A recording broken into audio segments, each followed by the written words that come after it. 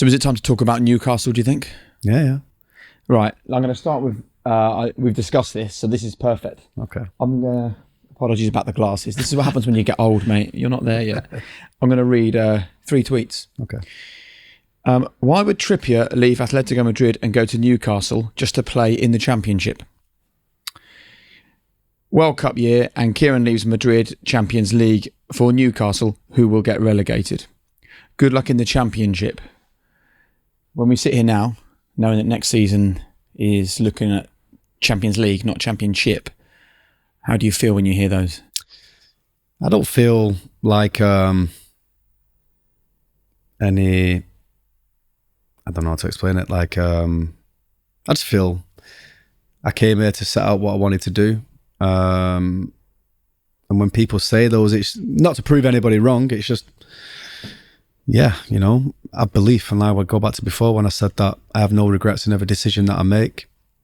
This was the perfect decision for me. And there was loads of comments when I first signed there, as you could imagine, different, he came here for money or whatever it may be. But what people don't actually realise is I came here on less money than when I was at Madrid.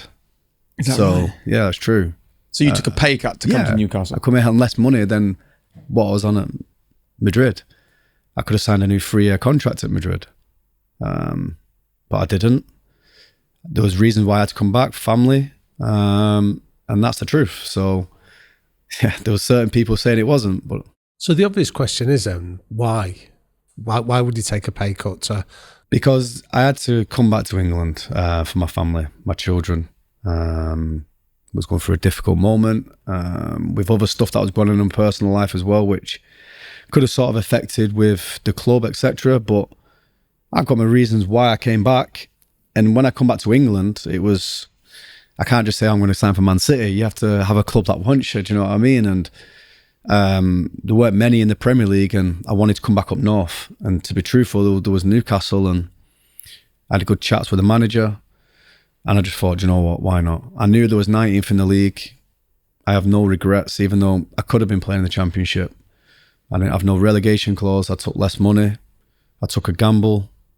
But again, I have no regrets. That's it. Let's talk about when you first arrived then. Okay. You came in January. Yeah.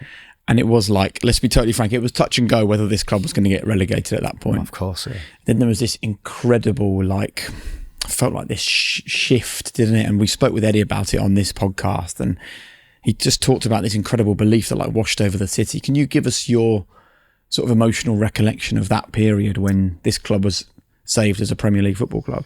Yeah, certainly went my first game against Cambridge when we got knocked out. So that was what were you thinking then? Yeah, that was tough. That was and what had been the game before that you played in for Athletic? We beat can't remember who it was. I think it might have been Betis at home. So you've won a game in the Liga, then you've been knocked out the FA Cup by Cambridge. Yeah. And you're thinking what?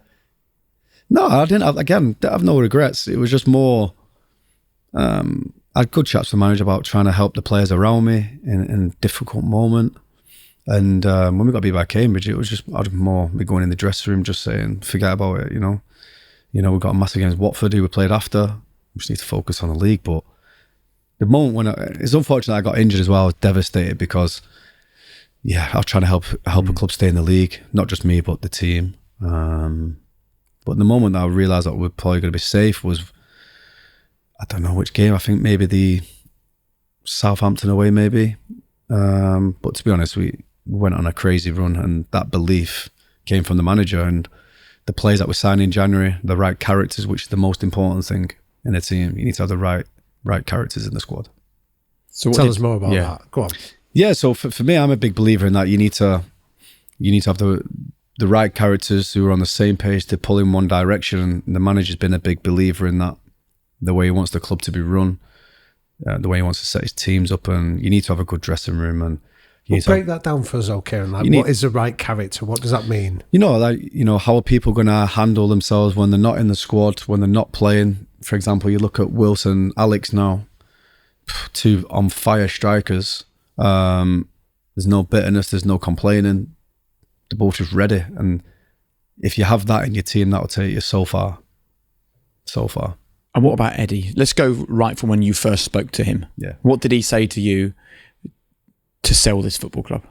Do you know what? He didn't have to say anything to him. I'm not just saying that. He didn't say anything to me to sell it to me. It was just more, when he came out to me, he actually came out to Madrid to watch us train.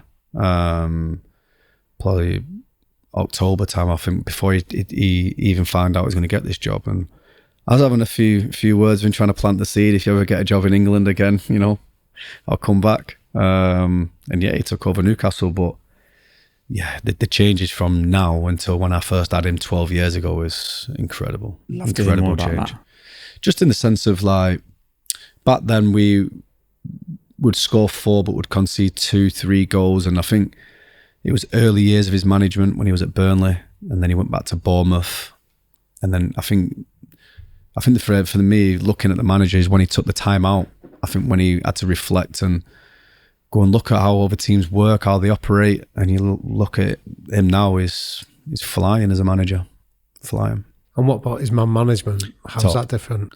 Yeah, I think his man management is top, because I think back then the dressing room that we had in Burnley then was tough. I think we proper old school players, and tough for the manager at the time. I think he'll admit that. But looking at him now, he's got players that he trusts. He has good leaders in the dressing room who can handle any situation. If it doesn't need to go to him, we can take that indoors. We can deal with it. And it's just about the trust and the connection that we have. Who are the leaders then in the current Newcastle dressing room? So we have a leadership group meeting. There's me, Dan Burn, Callum Wilson, obviously Jamal Lascelles, and Matt Ritchie. So we normally have a meeting to see if everything's okay, if everything's, if there's any problems. And how did you guys come together? Were you appointed, or were you self-selected? I was appointed when I first signed. The Federico Fernandez was in at the time, and obviously he's left now. But yeah, he's got appointed. Dan Burn got promoted in pre-season, so he's happy well done, about Dan. that. And is that a vote? Is that by the squad voting? I think because he's experienced, he's been around a long time, and he's a well-respected part of the group. Sure, but how do you get to become a member of the leadership group? Is it the squad, or is it the manager appointing you? To be honest, I don't know, to be honest with you. I think obviously Feddy left, and then Bernie come in. I think he's one of the experienced ones in the group, one of the oldest with me as well. So he's on board now. Hey guys, it's Jake here. Listen, before you go, please do me just one favour. Hit subscribe. It makes such a difference to us. The more subscribers we get, then the bigger the channel becomes. The bigger the channel becomes, the bigger the names we can attract, and the more impact we can have for you. So thanks for watching, and please subscribe right now.